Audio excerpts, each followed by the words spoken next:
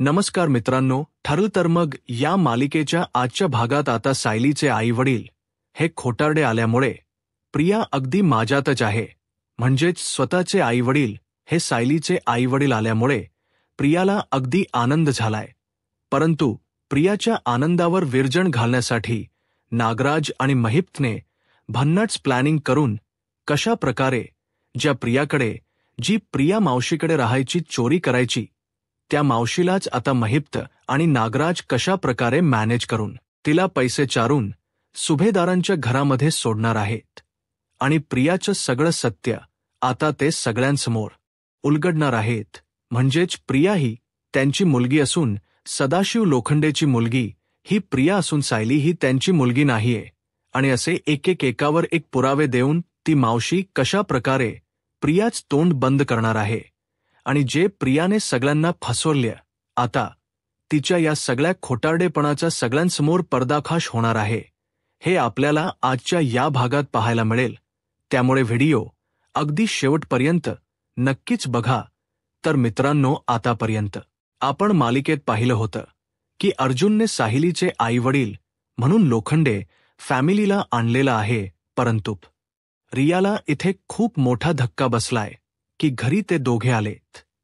परंतु प्रिया स्वतःला समजावते की कितीही काही झालं तरीही ते सायलीचे आईवडील म्हणून या घरात वावरणार आहेत. त्यामुळे मला तर काहीच काळजी नाहीये.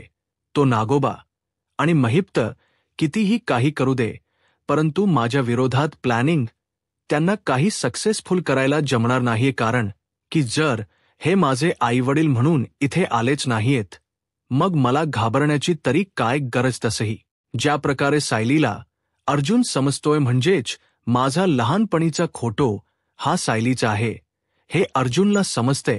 त्यामुळे आता कसलीही भीती नाही जोपर्यंत कोणीही मी खरी तन्वी नाही हे रिव्हील करणार नाही ना तोपर्यंत कोणीही या सगळ्यांवरती विश्वास ठेवणार नाही. आणि सध्या तरी ते सायलीचे आईवडील म्हणून या घरात आहेत, त्यामुळे मला घाबरण्याची काहीच गरज नाही असं ती ठरवते. मग आता इथे अर्जुनने सायलीच्या आईवडिलांना आणलेलं असतं, त्यामुळे सायली खरं तर खूपच खुश असते. परंतु मनातल्या मनात तिला थोडं तिचं मन खात असतं की खरंच हे माझे आईवडील आहेत का. म्हणजे ज्या आपल्या माणसाबरोबर इतक्या वर्षानंतर आपण भेटतोय तर त्या माणसाबद्दलची ओढ उभी खरंच तिला जाणवत नसते आणि त्यामुळे ती जरा थोड्या विचारातच पडते की नक्की हे माझे आईवडील आहेत की नाही म्हणून ती त्या काळजीमध्ये असते. तर त्याच वेळेला इथे हे सगळं घडत असताना मैनावती ही म्हणते की बाळा, अगं तू मला विसरलीस का. म्हणजे तू हे सगळं विसरतेस कशी. अगं आम्ही तुझे आईवडील आहोत. तुझा नवरा अर्जुन खरंच खूप चांगला आहे. म्हणजे जावई बापू बरं का, ते ना आमच्याकडे आले होते आणि ना ते आम्हाला नशीब त्यांनी खोटो पाहिला बघ ना कस होतं. म्हणजे इतके वर्ष तरीही तुझ्या ड्रेस शिवण्याची त्यांना म्हणजेच मनात इच्छा आली नसेल. परंतु यावेळेला ते माझ्याकडे पोहोचले आणि माझ्याकडूनच तुझ्यासाठी नेमका ड्रेस शिवून घेतला. म्हणजे आमच्या लेकीसाठी आमच्या हातातूनच ड्रेस शिवून झालाय. किती आनंदाची गोष्ट आहे या नाही असं म्हणून आता मैनावतीही बोलत असते. त्यावेळेला मग हे खरं तर प्रिया ऐकत असते आणि ती म्हणते की या अर्जुनला मी तिथे जाण्यापासून रोखत होते, परंतु तो तिथे गेला ना ते खरं तर बरंच झालं. त्यामुळे आता नागराज खरतर जरासा राग आलेला असतो. कारण जर अर्जुन आता साहिलीचे आईवडील म्हणून गेले तर प्रियाचा पर्दाफाश काही होणार नाहीये. मग आता महिप्त आणि नागराज पुन्हा ठरवतात की ती प्रिया पुन्हा एकदा आपल्या वरचढ ठरली, पुन्हा एकदा ती भाव खाऊन गेली. आता करायचं तरी काय. त्यावेळेला मग महिप्त ठरवतो की एक काम करायचं. आता माझ्या डोक्यात नागराज शेठ शेवटचा घाव घालण्याचा प्लॅनिंग सुरू आहे.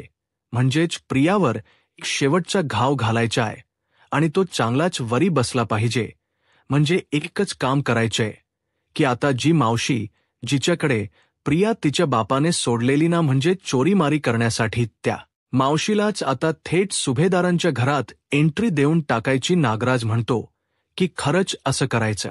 आता तेव्हा मग तो म्हणतो की हो असंच करायचं. आता असंच करून आपण आता बरोबर सगळ्या गोष्टी साध्य करू शकतो. म्हणूनच आता महिपाट ठरवतो की किती काही झालं तरी आता मागे हटायचं नाही. म्हणून तो त्या पाटील हौलदाराला कॉल करतो आणि त्याला सांगतो की तुझी जी मिसिंग कंप्लेंट आहे ना ती माझ्याकडे दे. म्हणजे कसं आहे, ती पोलिसांची कंप्लेंट घेऊन मी त्या आईला सुभेदारांच्या घरी पाठवू शकतो अशी त्याची खरंतर डोक्यामध्ये आयडिया सुरू असते आणि त्यामुळेच तो सगळं ते करायला बघत असतो.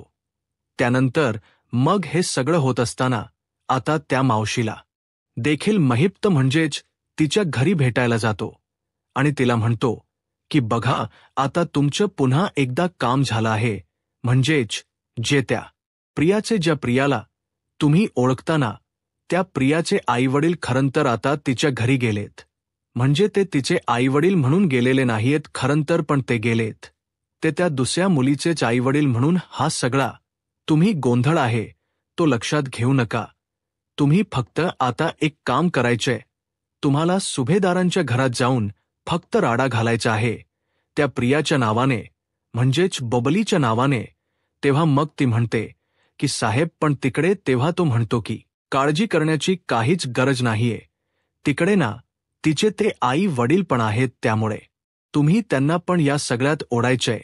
आणि त्यांना लक्षात तर असेलच, म्हणजे तिच्या वडिलांना तर लक्षात असेलच की त्यांनी त्यांच्या मुलीबरोबर काय केलं होतं ती लहान असताना. म्हणूनच तुम्ही आता तिथे जाऊन थेट धडकायचं आणि मी सांगतोय तशा सगळ्या गोष्टी करायच्या. आता महिप्तने अगदी व्यवस्थित मावशीला पढवून ठेवलेलं असतं, म्हणजे प्रियाची त्यांना आता पूर्णपणे वाटच लावायची असते आणि प्रियाच सत्य सगळ्यांसमोर आणायचंच असतं. तर इथे जे साहिलीचे आईवडील असतात ते तिथेच राहत असतात आणि अर्जुनने खरंतर तर त्यांना तिथेच राहायला सांगितलेलं असतं आणि ते लालचीच असतात. शेवटी ते प्रियाचे आईबाप असतात. लालची असल्यामुळे ते सुभेदारांच्या घरात मस्त आयुष्य आराम करण्यासाठी राहण्याचं ठरवतात आणि म्हणतात की चला ही आपली मुलगी आहे की नाही हे तर आपल्याला माहीत नाही, परंतु आपण इथे मस्तपैकी देवाने जर आपल्याला छान इतकं नशीब दिल इतक्या वर्षानंतर, तर आपण या मस्तपैकी ऐश्वरामाच्या आणि श्रीमंतीचा उपभोग घेऊया असं ते लोक ठरवतात. आणि मग हे खरंतर सायली आता अर्जुनमुळे त्यांना आईवडील म्हणायला सुरुवात करते. कारण अर्जुनच्या म्हणजे अर्जुनने जो काही शोध लावलायत यावर साहिली पूर्णपणे विश्वास ठेवूनच ती या सगळ्या गोष्टी करायला आता तयार झालेली असते. त्यावेळेला मग आता अर्जुन आणि सायली हे दोघे जणही खरंतर खूप खुश असतात. कारण खायनली सायलीला तिचे आईवडील मिळालेले असतात. म्हणून आता इथे अर्जुन आणि सायली यांच दोघांचा अगदी सुखाचा संसार सुरू असतो. म्हणजे आता कशाची संसाराला कमी नसते. परंतु इथे आता प्रतिमा आणि रविराजला थोडं तरी वाईट वाटत असतं. कारण किती काही झालं तरीही ते सायलीला आपली मुलगी मानत असतात आणि आपल्या मुलीला म्हणजेच आपल्याला इतक्या वर्षानंतर आपली मुलगी मिळाली असं झालं तेवढ्यातच तिचे आईवडील आले. हे खरंतर आता त्या दोघांना थोडंसं कटकत असतं. म्हणजे त्यांचा जीव असतो सायलीवर आणि हे सगळं घडल्यामुळे त्यांना जरास आता वेगळंच वाटत असतं. म्हणूनच आता हे सगळं होत असताना अर्जुन आणि सायली हे आनंदात असताना एक मोठा धक्का आता प्रियावरती येणार असतो. आता जी मावशी असते ती महिपच्या सांगण्यावरून सुभेदारांच्या घरी अगदी ऐन वेळेला एंट्री घेणार असते. कारण तिथे रविराज, प्रतिमा सगळे जण असतात आणि त्या संधीचा फायदा घेऊन आता मावशी तिकडे एंट्री करणार असते. रविराज हा सायलीच्या ख्या आई वडिलांना भेटतो आणि म्हणतो की खरंच तुमची मुलगी खूप गुणी आहे.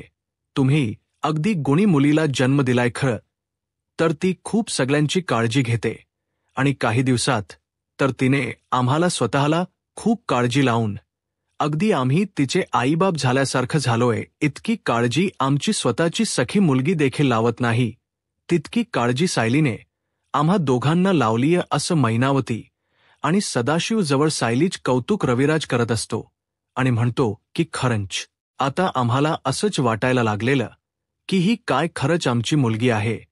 परंतु अर्जुन म्हणजेच माझा शिष्य आहे बरं का, तो अगदी तुमची नेटाने चौकशी करत होता. म्हणजे सगळीकडे तुमचा शोध घेत होता. खायनली त्याच्या या सगळ्या प्रयत्नांना यश आलं आणि तुम्ही सापडलात. खरंच म्हणजे सायली खूप नशीबवान आहे. खरं तर असं बघायला गेलं की तुम्ही खूप नशीबवान आईबाप आहात की सायलीने तुमच्या पोटी जन्म घेतलाय. हे सगळं प्रतिमाही ऐकत असते आणि ती पण म्हणते की हो अगदी बरोबर आहे. मग अर्जुना आणि सगळ्यांना लोखंडे म्हणजे सदाशिव आणि ती मैनावती, ती दोघे जणही आता सायलीचा लहानपणीचा खोटो दाखवतात आणि म्हणतात की हे बघा आमची ही 5वी मुलगी आहे आणि ही सायली असं म्हणून आता खरं तर ते तिला सायली असंच नाव ठेवतात. मग ती म्हणते की हे सायली तर नाव माझं मधुभाऊने ठेवले, मग तुम्ही माझं नाव काय ठेवलं होतं? त्यावेळेला पटकनच ते बोलून जातात की बबली, तुझं बबली नाव ठेवलं होतं. मग सायली आता म्हणते की अच्छा म्हणजे मी बबली. तेव्हा आता अर्जुनही तिच्याकडे बघायला लागतो. त्यावेळेला प्रिया आता म्हणते की कशाला आणखी खोलात जायचं बघतात ही लोक, यांना काय करायचं ना, खरंच मला काही कळत नाहीये. असं म्हणून आता प्रिया जराशी दातोट खात असते आणि किती काही झालं तरीही हे सगळंच यांना कळतच नसतं. त्यानंतर मग आता इथे हे सगळं होत असताना बबलीचे आईबाप म्हणतात की खरंच आम्हालाही खूप बरं वाटलं. म्हणजे शकते असं म्हटल्यावर आता प्रतिमा आणि बाकीचे सगळे बघायला लागतात, कारण हे सगळे असतात सभ्य घरचे लोक आणि प्रियासारखी अशी मुलगी आणि ही बाई असे लोक घरात आल्यामुळे सगळेजण खरंतर खूप थक्क झालेले असतात आणि प्रिया जी असते ती या बॅकग्राऊंडची आहे हे कोणाला काहीच माहीत नसतं. खरं तर 2 सत्य समोर येत असतात की प्रिया ही तन्वी नाहीये आणि दुसरे सत्य म्हणजे सायलीचे आई बाबा सदाशिव लोखंडे नाही. म्हणजे याचा अर्थ तन्वी म्हणजेच प्रिया ही जर लोखंडेची मुलगी असेल तर मग नक्की खरी तन्वी कोण, असाही प्रश्न सगळ्यांचं मन आता पुन्हा एकदा आलेलं असतो. म्हणजे सगळं काही शून्यावर येऊन थांबलेलं असतं. पुन्हा एकदा सायलीला थोडं वाईट वाटतंच की हे सगळं नक्की काय चालू आहे. म्हणजे माझे आई बाबा म्हणून समोर आलेले लोक हे नक्की प्रियाचे आई बाबा आहेत का? तेव्हा सगळेजण थक्क होतात. अर्जुन म्हणतो की 1 मिनिट, मला तुम्ही सांगा की तुम्ही कोण आहात? तेव्हा ती म्हणते की मी तीच आहे ज्या बाईला, या मुलीला म्हणजेच या बबलीला हिच्या वडिलांनी माझ्याजवळ सोपवलं होतं. गरिबीची परिस्थिती असल्या कारणाने हिला खरंतर माझ्याकडे विकूनच टाकली होती. मी हिला चोरीमारी करायला लावत होते, परंतु ही मुलगी आहे ना, ही एक दिवस कधी आमच्या हातावर तुरी घेऊन गेली, ही पळून गेली. त्यानंतर मग मी खरंतर हिची जी पोलिसांमध्ये आहे ती हरवल्याची नोंद पण केली होती. म्हणजेच काय ती म्हणतात मिसिंग कंप्लेंट, ती पण केली होती. आणि हे बघा, तुम्हाला खोट वाटत असेल ना, तर ही कंप्लेंट ही मी माझ्यासोबत आणली आहे. म्हणजे ही मुलगी ही जी अशी वागते ना, ते हे बघा हिचे कारण असं समोर आहे. बघा तुम्ही, असं म्हणून आता सगळ्यांसमोर ती कंप्लेंट दाखवते आणि मग अर्जुन ती बघतो आणि अर्जुन म्हणतो की हो अगदी बरोबर आहे. आणि यावरचा जो फोटो असतो, म्हणजेच जो काही खोटो असतो, तो प्रियाचाच असतो. आता तो फोटो पाहिल्यावर अर्जुनच्या आधी लक्षात येतं की बरोबर, अगदी बरोबर म्हणजे तिने जसं वर्णन केलेलं असत तसंच मुलीत चित्र काढलेलं असत आणि ते सेम लहानपणीच्या प्रियासारखं दिसत असतं. प्रतिमा म्हणते म्हणजे तुम्ही काय म्हणताय की ही प्रिया म्हणजेच तन्वी ही तुमच्याकडे मुलगी असायची? तेव्हा ती म्हणते की हो, तुम्ही जरा चेहरा तरी बघा ना मॅडम, म्हणजे तुमच्या लक्षात येईल की बघा ताई, हिचा चेहरा आणि या मुलीचा चेहरा अगदी मिळता जुळता आहे. आणि खरं बघायला गेलं तर या सगळ्या गोष्टींवरून मला एकच लक्षात येत की ही मुलगी ना तुम्हाला फसवत होती इतके वर्ष. आता मला फसवून ती निघून आली आणि आता यावर्षी इथे आली. मला कळत नाही मध्ये तिने काय केलं. तेव्हा मग लगेचच ती म्हणायला लागते काही बोलू नका, मी आश्रमात होते, आश्रमात.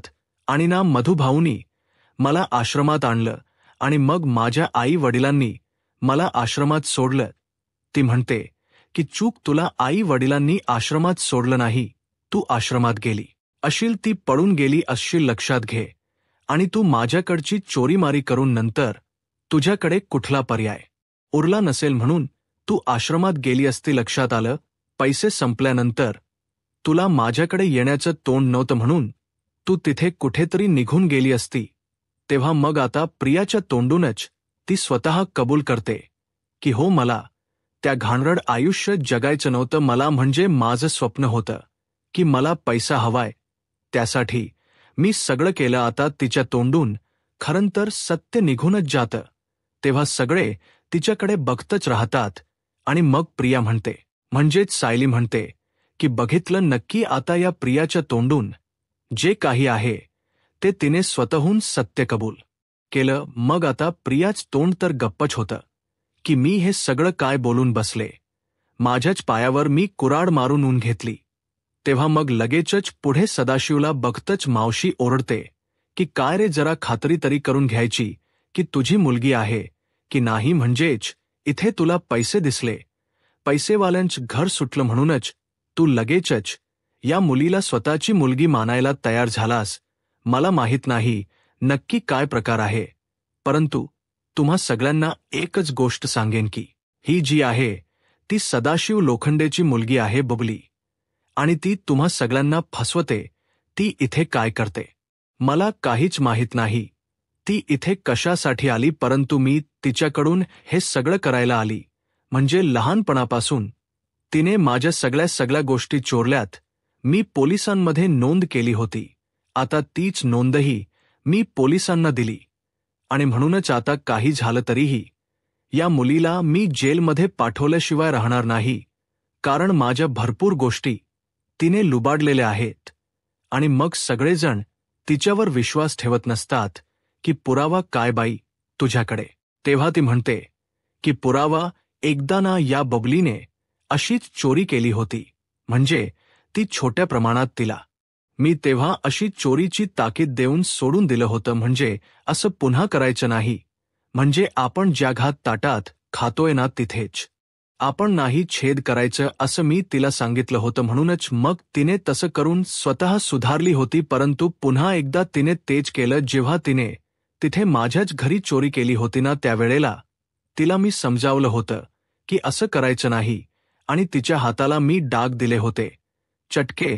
आता ते चटक्याचे डाग हे या बबलीच्या हातावर नक्कीच असणार, कारण एवरण इतके कडक होते की त्यावेळेला मग बबली सुधारली असं दाखवलं तिने.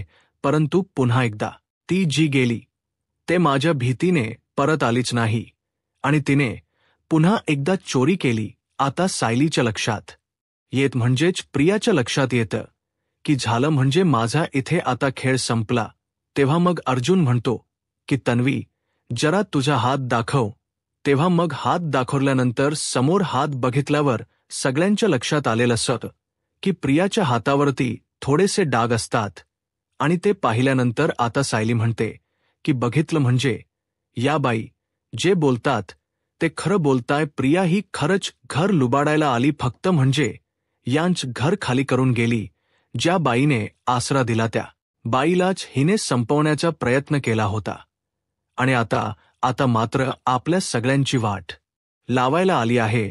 रविराज काका, ही तुमची मुलगी नाहीच आहे, ही मुलगी कोणीतरी दुसरीच आहे, तोतही आहे असं म्हणून आता प्रिया सायली सगळ्यांसमोर ही तीच सत्य उघड करते. मग आता सदाशिव लोखंडेची मुलगी ही प्रिया आहे, तर मग सायली कोणाची मुलगी आहे हा प्रश्न सगळ्यांना पडलेला असतो.